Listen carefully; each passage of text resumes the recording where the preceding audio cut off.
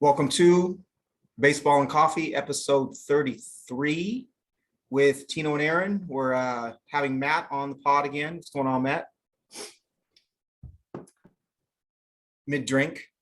I give you a thumbs up. Hopefully that's not coffee that you've taken the grounds out of garbage and made an extra coffee out of. No, I'm going to give a hats off to Aaron because Aaron spent a lot of time asking about all my situation with my pour over and gave Awesome. me extensive advice, and it's been great since.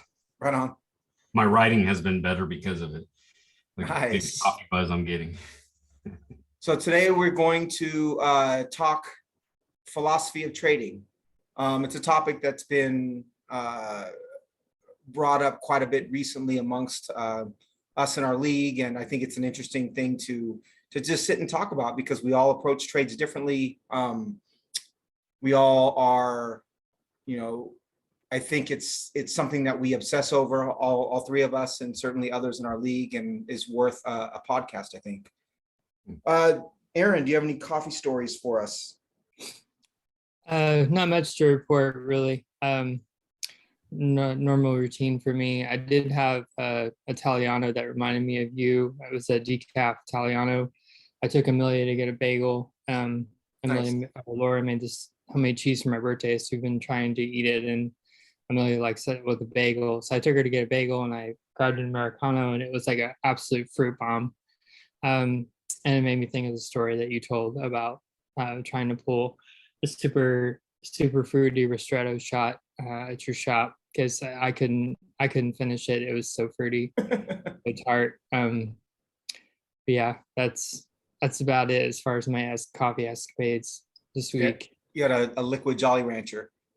It was pretty close, man. So maybe a grapefruit Jolly Rancher. Nice. Sounds good to me.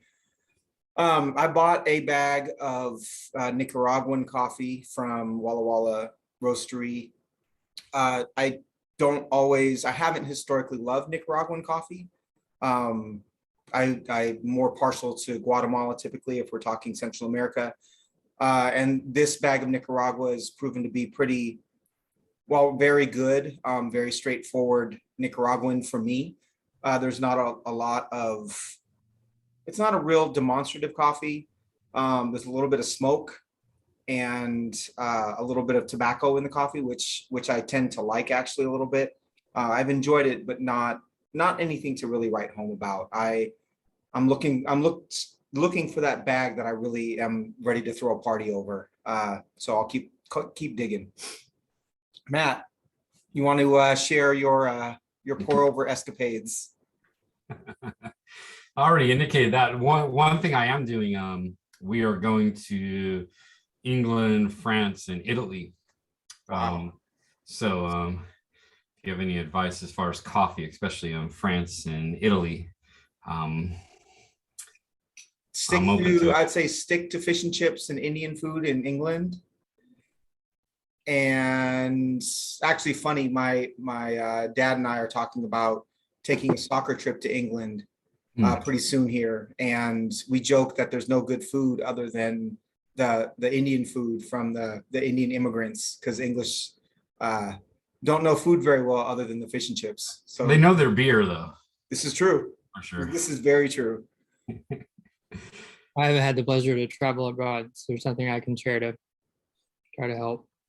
I would say you'll probably find coffee that's a little bit darker than what you might find here as far as roast profile goes, specifically in Italy. I was a teenager, but I had some really wonderful coffee in France. But I don't have anything more to say other than that. And they're more espresso oriented, right? 100%, much more so. I don't know, if it was me, I would just order macchiatos everywhere I went, just to have fun with it and try it. But I do think you'll find some really high quality coffee. It's just, it may not be what we're typically used to. Sorry, I'm distracted with Ryan Helsley versus Kyle Schwarber, bottom of the eighth, 6-6 game, Phillies and Cardinals. Nice. All right, so for the sake of time, let's skip the Fantrax transactions portion of this podcast and move right into the philosophy of trading. I guess we're going to attack this in a couple of different parts. My first question to both of you two is, has your approach to trading changed over the years? And have you arrived at a place where you feel comfortable with that approach, or do you think it's still kind of ever evolving? We'll start with you, Aaron. I definitely think it's evolving.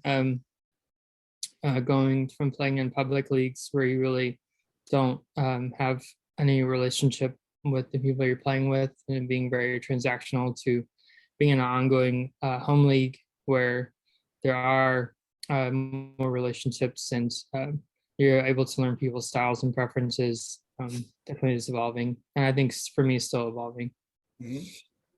How about you? I have a question for you two. In your analyst leagues, are there trades? And do they happen that often?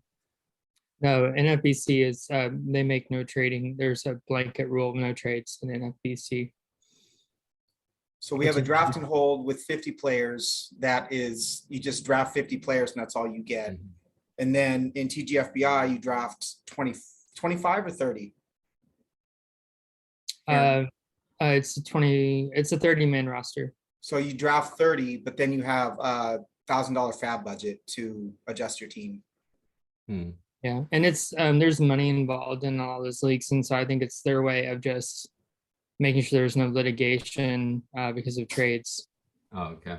Because it can be, I don't want to speak for them, but I think that's why that's the rule at NFBC. Right. I know some of the other larger industry leagues like Labor and Tout that we hear analysts talk about, there is trading. Matt, how has your approach changed with trading over the years, or is it trading for you? Yeah, I think it's changed in the last 2 years. First of all, I'm pretty much a trading addict. I get bored and like to trade players, but I think since last year, when I really wanted to, with our hybrid dynasty, want to come up with a clear plan and a commitment to like a 3-year plan of building. I think I've been more consistent in looking at players I want to hold and holding, and then finding players that may be targets for future trades. And you know, a lot of that comes to not showing your hand, as far as, you know, who, not making public who I want to hold and who I want to trade. But also I think a lot of trading is just being yourself. I'm not good at having a poker face. So I usually just say, screw it. And just, I'm open with everything, because that tends to be more effective. And then people kind of question how open I'm being, but I really am most of the time being open. So I think I've learned just to be myself, and if there's a player I'm targeting, just to be honest about that, and just to let it all be in the public, and work with that. So and work according to the plan itself. So I'm less willing to sell high on players that are part of my plan and I'm invested in. Schwarber just struck out on a fastball from Helsley that was 101 and way high and outside of the strike zone, but he couldn't help it. Helsley's nasty. Just so you guys know, I've got that game on my regular TV.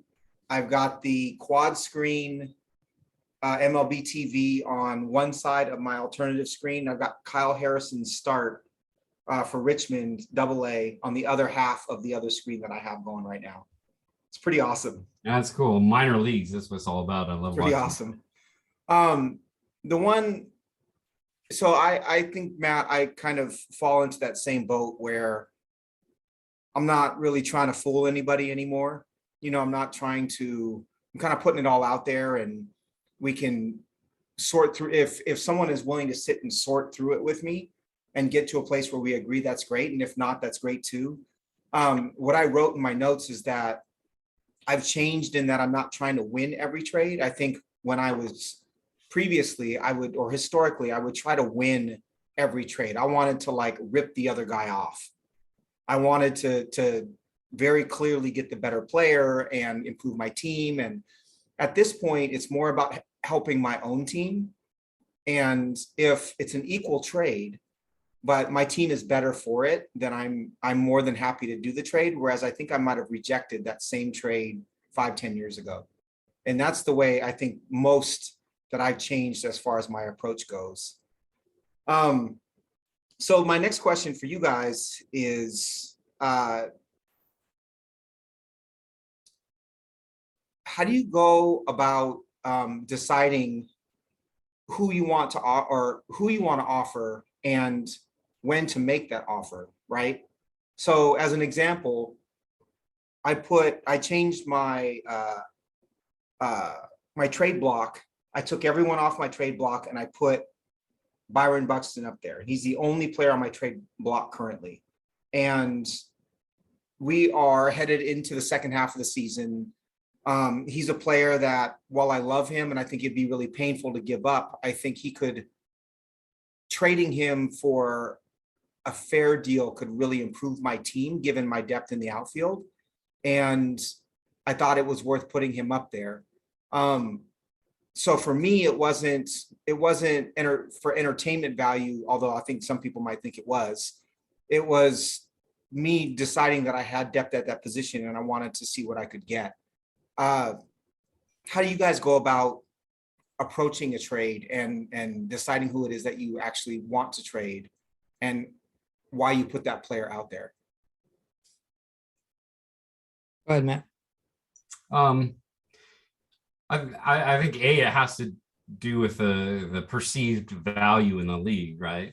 It's pretty much, fantasy baseball is pretty much capitalism, right? So it's not based upon real value of players. It's about perceived value and the value that the majority of the league is going to put on a player itself. So if it's a player that I don't think I'm going to keep, but I think is valuable and is at a high point, I will sell, or I'll put that player out there. If also it's a player that I think is going to, I'm not confident is going to recover. So I just traded Kellenic, for example. I'm not fully, I hope he does well. I'm a Mariners fan. I hope he does recover from his hit tool and his strikeouts, but I don't want that to turn into zero value, right? So I'm willing to say, okay, he's not one of my 15, and I'm willing to sell him at a lower price, because just as far as the risk of him becoming worth nothing. Right. And I think from the perspective of the person that traded for him, took a great risk, right? Saying, and a logical risk too, saying, well, there's a chance, he used to be a 70 hit on some scouting sites. There's a chance he's only 22. I'm willing to take that gamble and to pay low for him, buy low for him. So, Right. so I think those are examples of kind of like selling at a high value of a player and then kind of selling at a low value. And I think both are relevant. I would tend to want to get high value, but there's times where you just have to put that player out there. Can I ask you both, how hard is it when a prospect is about to come up to not want to try to make an offer to trade for that guy? Do you guys find yourself in that situation where it's like the highest value that player may ever have, but you have to have him before he makes his debut? Do you ever find yourself in that situation? I don't.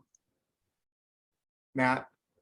I used to. Well, most of my players are in that situation now, right? Sure. Just because I'm rebuilding. But yeah, I used to put and I think I came from the other position of probably paying too much from the other side of the player that's coming up, right? Right. Because there's no, the player's fresh. There's an aura to this player because there's no reality to kind of check that aura.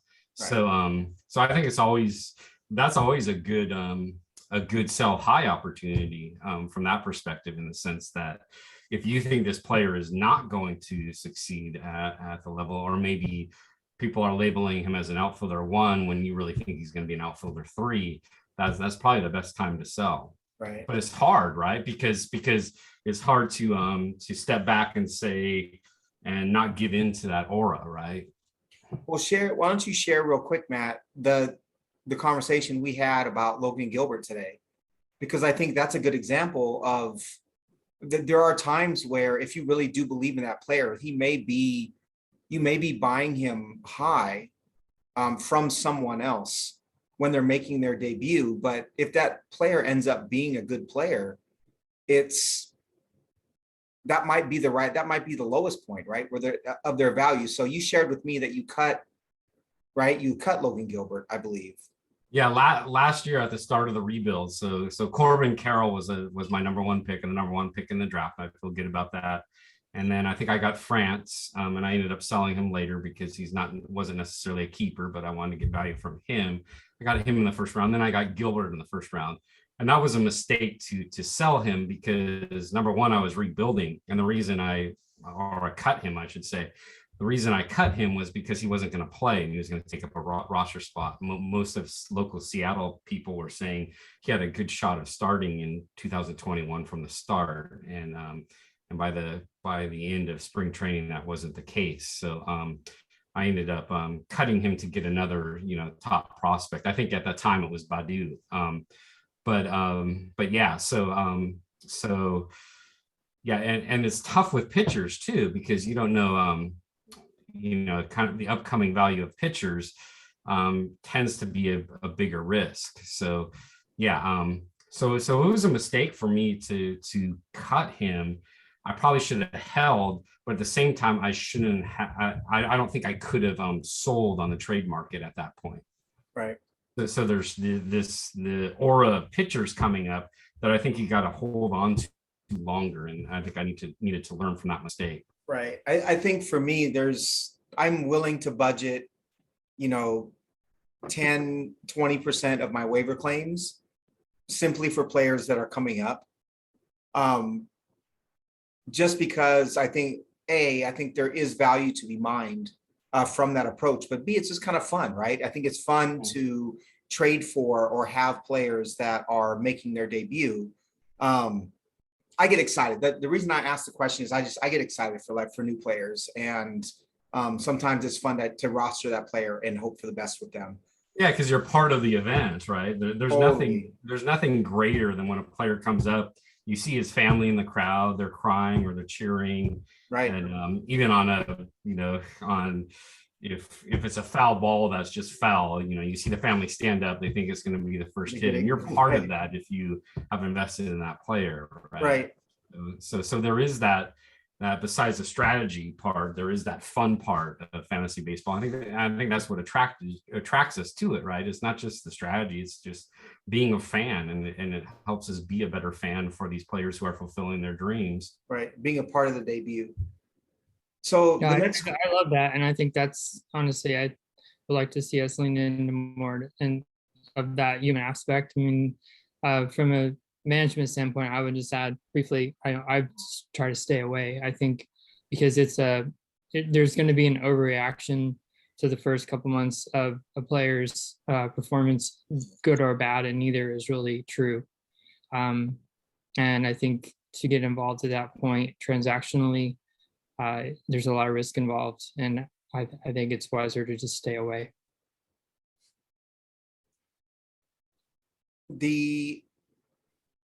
So the next question on my list is, does your approach change in trading based on the manager within the league? So in our league, we have 16 teams, and I think most of us know, to a certain extent, we know the personality and the style of manager of each of the other 15, right? So do you guys approach trades in a pretty standard sort of way and try to dictate terms because that's how you want to approach it? Or do you really change your approach based on the person that you're talking to? I really try to meet the other player where they're at in terms of what I think they prefer. We have some managers, and I'm going to speak exclusively to our league because it's the only league I'm in that I can trade, and it's my primary league. But yeah, some managers are much more private. If someone's hiding their email and phone number on the site, it's clear that they want limited communication. Whereas on the I have complete opposite end where I have complete open communication with a quarter of the league, and then there's people in the middle. So I definitely think I cater how I would approach an initial conversation based on my relationship with the person. Mm-hmm. What about you, Matt? Yeah, that's why trade is so fun, is the human element, the different personalities, right? And I think there's the political aspect too, that that with a dynasty league, since this, and I'm glad Aaron mentioned publicly, with the dynasty league, everybody. So there is risk with your own reputation as you're interacting with people, right? So I think if you were talking about like going for a ripoff. If you go for a ripoff, you don't necessarily want that to be your reputation as a trader in the league and your relational transactions with people in the league. So there's that element of your side, and then there's the element of getting to know other people in the league and knowing what they prefer, right? We all know that Loaded Bowlers prefers fourth rounders, right? So when I'm trading, sometimes I may even just go for the fourth rounder instead of the third, because I know ultimately that may have a lot of value in Loaded Bowler's eyes versus a third round pick, right, for the future. So I find this question really interesting because I don't know that I change my approach a ton based on who I'm offering. I think that there's my approach, I think, has more to do with standings than it does who the personality is. So I'll offer, if I have a player that I'm trying to trade because of my own like roster construction, but I still believe in that player's talent, I may offer that player to a team that's lower in the standings, because I don't want that player to come back and hurt me. And I think I don't know if I'm overthinking it, but I offered, I also try to think about what types of rankings each manager looks at. I think it's very valuable to know what type of consumption each manager partakes in, right? So if you're like a Rasball guy or you're a Ron Chandler guy, to understand how those rankings are built and how they perceive value. I had a conversation with the manager about a shortstop recently, and they said that the shortstop is the third ranked shortstop currently in fantasy, which is great, but everything about that shortstop previously says that they're like borderline top 10. So for me, I don't really care that they're number 3 currently. I'm not trading for the number 3 shortstop. I'm trading for probably the number 9, number 10 shortstop.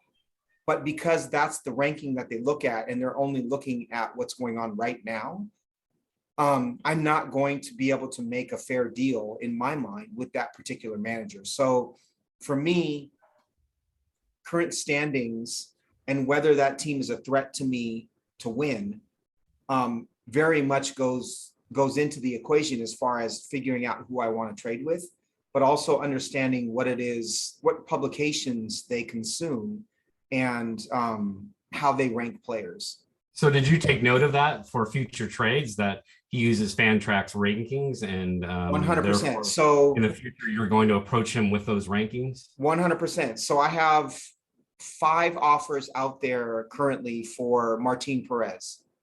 And I think Martin Perez is not due for the huge regression that I think a lot of other people think. He's got a lot of really good under the hood stats currently. Some of them are not so great. He's not a strikeout pitcher, but there are a lot of things that say Martin Perez is a 3.5 ERA guy who's going to throw 6-7 innings a game. But because he has a 2.22 ERA going into his start today, and he's I think an SP2 or an SP3 currently, absolutely, I'm going to try to offer him to people who look at current rankings and put that kind of stock or value in that particular type of player. Now, I know what's going to happen. It's going to anger me, and we can talk about the emotion of it too. The same people that cite current rankings with the shortstop are also going to come back to me and say, Martin Perez historically hasn't been great. He's kind of peaking right now, and I don't want to trade for him because I don't think he's actually that good of a pitcher. And my response, I would want to respond, well, you just told me last week that you look at current rankings, so why is it that they apply to your player but not mine? But I know that's not an effective way to bargain. So I don't know. I have made deals with both people that I know and people that I don't know as well. Managers that I have that are best friends and managers who I've never met. And I don't know that there's any sort of formula to apply to both.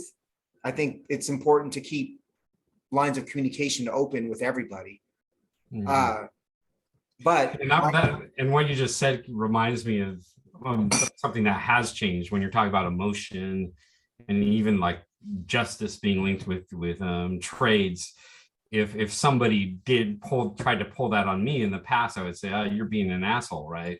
And really that's poor negotiation, because that's going to close the door in the future. So so there's that sense of letting it all out there, but also being conscientious of not offending the person in a negotiation, just for the sake of the future. I disagree. I honestly, I don't care. If somebody could defend me, and that's I might make fun of the offer. We have a manager in our league that makes really horrible offers all the time. And while the offers are horrible and they make me laugh, and I'll forward them on to other managers because they're so offensive, I'm actually not emotionally offended by the particular offer. It's just because the next offer might be great. Mm-hmm. And so to me, it's just about what's the next offer? How do we get to a place where we can actually make a trade that works? Mm-hmm. Because the reality is, I think that said manager is just, I think we've talked about this too, that some people approach it through a negotiation model, that you're going to start with a really crappy offer, but expect some sort of feedback. And by the time you hit his extreme in your position, you meet at the middle in some way, whereas other managers are ready to meet at that middle. Right. I think the thing of value about understanding your sort of, I don't say source information, but just what they value. I think that's the first step, is when you reach out to someone, is understanding how they value the player that you're interested in, or how, say, they value the player that you're interested in. Because if there's a discrepancy there, it's a clear cutoff of oh, there's nothing here, there's nothing to pursue. And I think I value that. There's no point in getting mired in frustration or disappointment, or trying to understand why don't they see it the way I see it. It's very, very quickly you can assess how do they value the player. And I think certainly in the off season as well, something like the forecaster, knowing that there's other players who read that, and knowing that the players the forecaster likes or sees, that there's going to be a couple of managers who were reading that same thing, or even players in the news.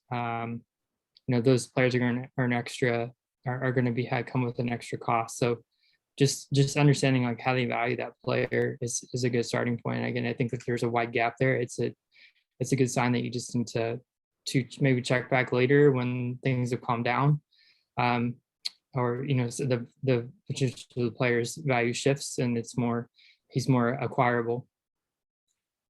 Would you be willing to pay, and this is for both of you, pay above value for a player?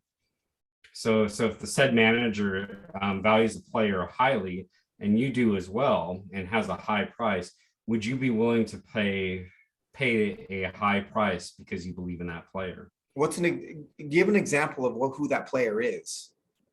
I think, or that trade. Yeah. So a player that let's say a prospect that may be that was highly touted that maybe isn't performing as well right now, right?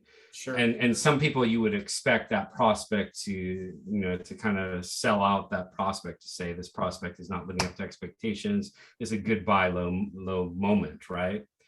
But if you really believe in that player, are you willing to pay the high price? So even I just asked you about Marte with Seattle, right? He's probably a great buy low right now as a prospect, right? Sure. He's struggling, but we know his talent. So let's say you contact that manager, and that manager still values that player high. Would you be really willing to pay that high price for that player, knowing that at least he's gettable because of his performance? Right. I would. I think it's interesting that you asked that question because it ties into my thought that I had while Aaron was speaking, which is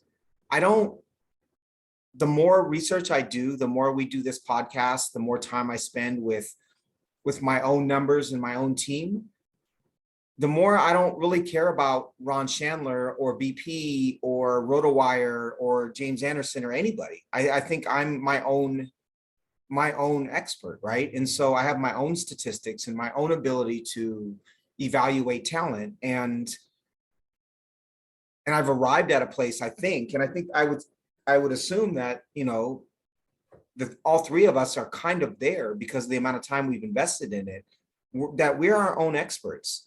So if I still believe in Noelvi Marte's talent, I still believe Noelvi Marte is a top 10, maybe even a top 5 prospect. I'm going to go see him in Tri-Cities whenever it comes here in a couple of weeks, barring a promotion on his part. And I want to lay eyes on him, right? And that may motivate me to want to trade for him. So to answer your question, absolutely. I think if I identify a player that I really love and I think is a great player, I'm going to go get him within reason. I'm going to go get him. And his value I may value him more so than consensus or the podcast that I listen to. And the team that I'm trading with may also value him in the same place. But if I believe that that player is actually who I think he is, 100%, absolutely, I'll go get him.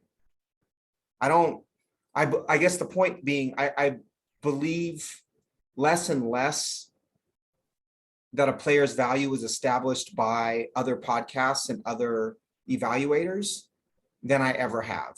There's value in learning from them, but ultimately that value is what I assess that value to be, not somebody else.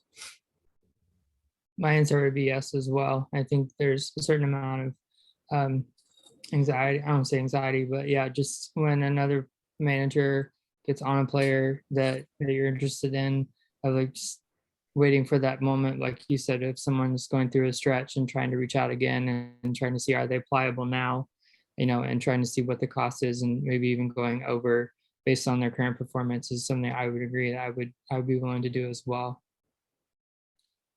The other thing I want to add is I think that you can disagree about the value of a player being traded, but I also think that there's a wide range of in the way that we see assets that are being traded, right? So one manager may value a draft pick in a different way in our league, which is keep 15, draft 15. One manager may value draft picks in a way that's different than the next manager, right? And so it might be perceived as a buy high because you traded around, a high pick for a particular player, when the reality is the player trading the pick or the manager trading the pick doesn't value that particular pick in the same way that the rest of the league actually does. So I think there's valuing the player differently, but I also think that assets are just seen based on league rules and league construction, that assets are always going to be looked at differently by each manager. Mm-hmm. But it is an effective tactic to understand how each manager sees those assets as well. Mm-hmm. Why don't we take a quick break? I'd like to cover the role of analytics in trades and in negotiations, and then any other thoughts that we have about trades and trade philosophy, and then we can move to games that we're looking forward to over the next couple of days in open forum. All right. Cool. All right. So we all utilize analytics to varying extents, right? Uh, we all have our stats that we rely upon. We all invest, different amounts of time in analytics. Do you cite analytics in trades? How much do you, I guess what I'm asking is, A, do you cite them when you're trying to argue a trade with someone or negotiate a trade with someone? And B, what's the process in receiving a trade offer from someone else and using analytics to evaluate the players involved in that trade and then actually responding to the offer? Matt? I don't. Or I, Aaron, go ahead. I don't use them in trades in terms of in any type of offer. For me, it's purely research in terms of players that I might be interested in acquiring and trying to understand, beyond their service production. I don't cite them in trades. So you wouldn't cite analytics in trades at all in terms of the negotiation. Okay. No, I never have.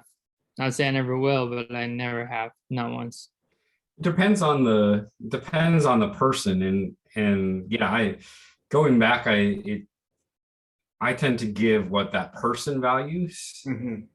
But at the same time, it's the politics of negotiation, right? So like with you two, I know you know the analytics, so there's no reason for me to really get into a big debate over that, especially with time being also a factor within negotiation. So but with other players, if I know they value something, if I know another person has, subscribes to Baseball America, I'll certainly give the scouting grades there to do it, or sure.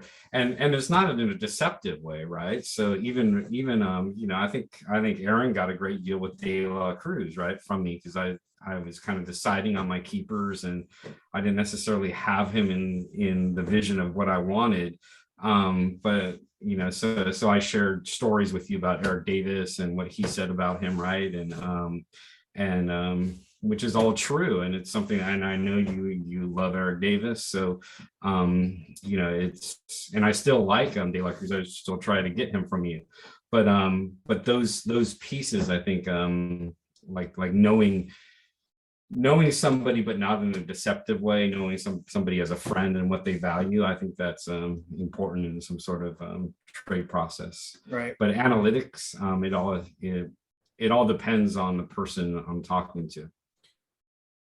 I asked the question because I would find myself, I would say 5-10 years ago, trying to convince another manager to make a trade, right? But what about this stat? But what about that stat? And I've stopped doing that completely. In part because I think we all see, at minimum, we all know the surface stats of a player. I also think that the analytical portion of it, or the advanced metrics portion of the player, is part of what gives me or us an advantage over the next manager, right? Is because we see something in a player that somebody else may not see. And so sharing that with another manager, while can convince somebody to take on a player, it could also, oversharing could give away why it is you actually want the player. I did find it really interesting that, in a negotiation today, I had a manager share with me what stats they actually look for in a pitcher, right? And I appreciated the openness and the honesty about what they look for. I happen to look for a little more than what they shared, but I appreciated what they said. I thought it was great that I have a stat now to work off of to offer them a particular player. I think it's helpful for maybe rebuttals, because because who you're trading with, and again, not like argumentative rebuttals, but again with Kelenic, right? That what is his? Because obviously somebody's going to say, well, he has a 27% strikeout rate in a pretty easy hitting league right now down in Tacoma. But what was his strikeout rates last month versus this month? Is there a Right. show of improvement? So being prepared in that way, I think is helpful when it comes to analytics. This is, his end zone contact, stuff like that. Right. And knowing that, being able to have that be part of the negotiation once it gets started, I think is important. Right. I found it, for me, it was frustrating in, just discussing Martin Perez, who's a pitcher that I roster, because, there was, as Matt and I talked about earlier, like Perez is a pitcher that had pedigree, then was shit essentially. And this year has pitched really, really well. He has a 2.22 ERA coming into today's matchup with the Mets, and he was 6-2 and a 1.15 WHIP. And he's not a great strikeout pitcher, but there are some underlying stats that say that this isn't, while this particular level of success is not necessarily sustainable, he is a low to mid 3 ERA type of pitcher that carries tremendous value. And you have the park factor there too. Right. So if I'm trying to trade Martin Perez, what's cool about some of the pitchers like Perez too, is you also have the cool speculation that they're going to get traded to a contending team. And that usually ups the SP's worth and value, because that's going to help with wins and negate the losses. What I find interesting with Perez is I'm fighting this perception that he's smoke and mirrors because he's been shit for the last couple of years, when what I want to share with them is, yes, his K minus BB is 14.2%, which is not optimal, but his batting average against is 239. His BABIP is 301, which is actually pretty high for a pitcher BABIP, meaning he might surrender a few less hits over the course of the rest of the season. His left on base percentage is 76.7%, which is not abnormal. And his barrel rate against is 2.9%, which is 95th percentile in baseball. So he misses barrels. This success is not something that is where he's going to regress to the point that he's not worthy of being rostered. To me, he's an SP4 and SP5 in a 16-team league. But if I bring it up because if I'm arguing this with a manager that I'm trying to trade with, if they don't use those stats or understand those stats, they're not worth anything. So that's why I asked the question about, how do we use advanced metrics in our negotiations? Is it worth even saying? Like, for me, it probably isn't even worth saying. Either somebody's going to accept the Martin Perez trade because he has a 2.22 ERA, or they're not, right? But I don't know. It's something, that particular idea is something that I do think about quite a bit when it comes to trading with other folks.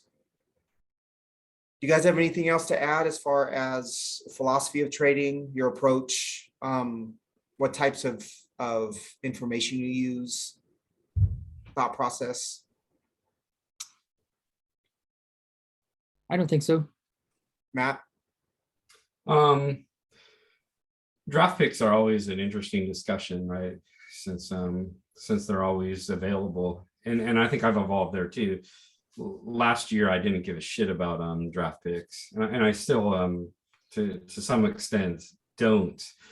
Just because in a dynasty league where we're keeping 15 players, really the number one pick is the 16th pick, right? It's not a genuine first round pick, and we get those. You shared a rebuttal of a trade where a manager actually wrote you and said, well, you're offering me this one, but it's really the 16th pick in the draft. Right. But the pushback on my attitude here, and I think this has to do with some recent trades that I've been trying to make and that I've made, is I think there is value to number one picks, not necessarily because they're number one, but because they set up a window. If you're confident in the players you roster by the end of the season, they set up a window for you being able to keep more than 15. Or even have an option if somebody does have an overflow of keepers as well to grab that other keeper. So I think versus my prior attitude last year, I think I put more value on number one picks again. because of that, because I see them as keeper value. Even though they're outside of the keeper range, it allows you to build with the players that you may be entering and selecting your keepers with. If you feel like if you have first round picks that are going to end up being at the top of the draft, that's really you entering the season with 16 or 17 keepers, because you have that sense of, well, I can use that pick for this player I want to keep. Right. I think the only other thing I would add is I find myself making trades that are not premeditated on my end, but have been offered to me more often than I would have thought. And so, as an example,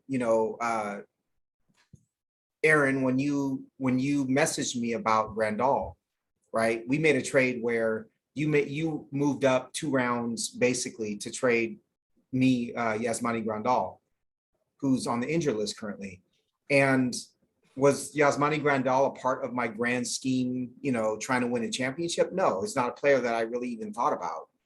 But because he became available, he's a player that is now a part of, the big picture for me. And I find that happening more often than not, where there's a player that comes available or a trade that becomes available or is offered to me that forces me to think differently about my roster construction and about my plan for my team. And I guess what I'm saying is I appreciate that. And I think that there's value in being open enough to be able to think about your team in different ways that you may not have thought about previously, because somebody makes an offer or a player becomes available that you didn't think would be available. And I think it's important it's important to be flexible enough to be willing to embrace the idea of your team looking different than what you envisioned at the beginning of the year because of a particular trade offer. Do you guys find yourself in that situation? Or are you able to kind of stick to whatever the vision was of your team from the very beginning?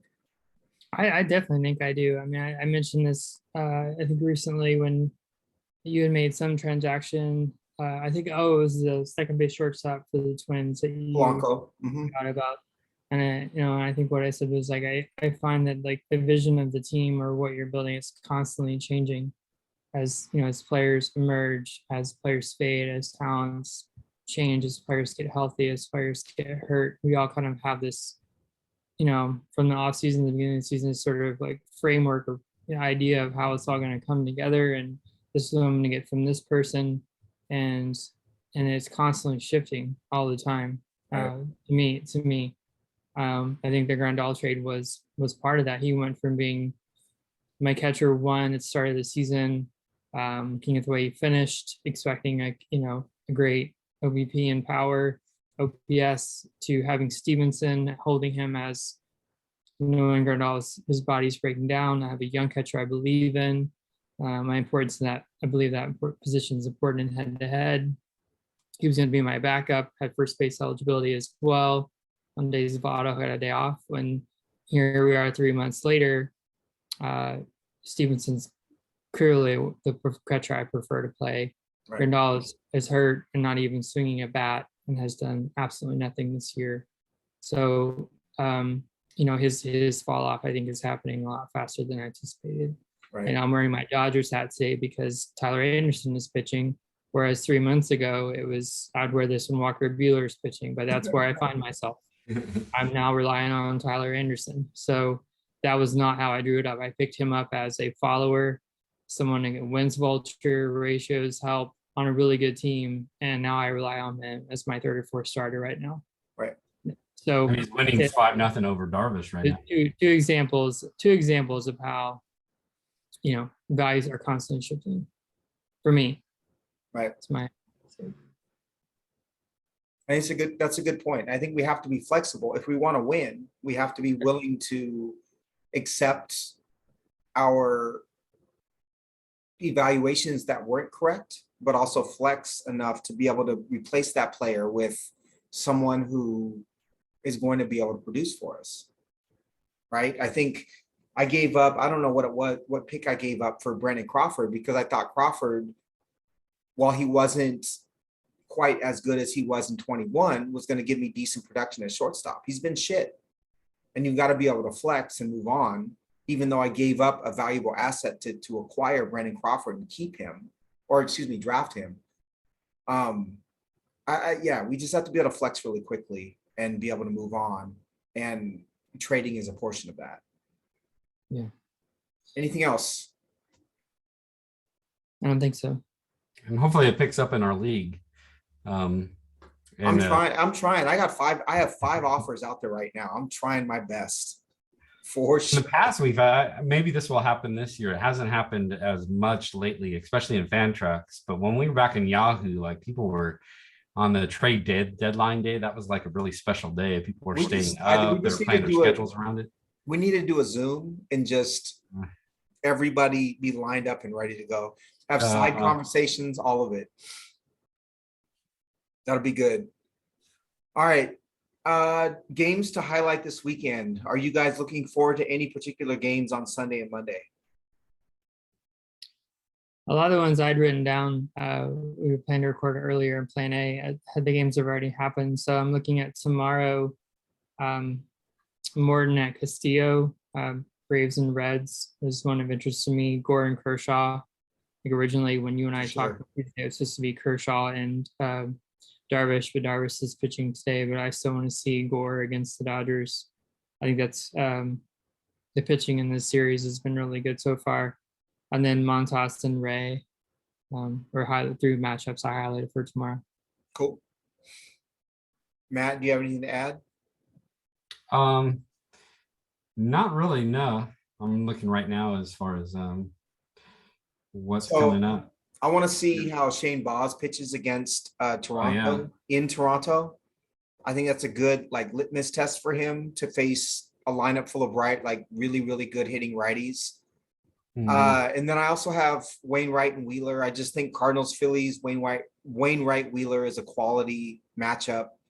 And then Monday I have I love that Taiwan Walker and Hunter Green are matching up.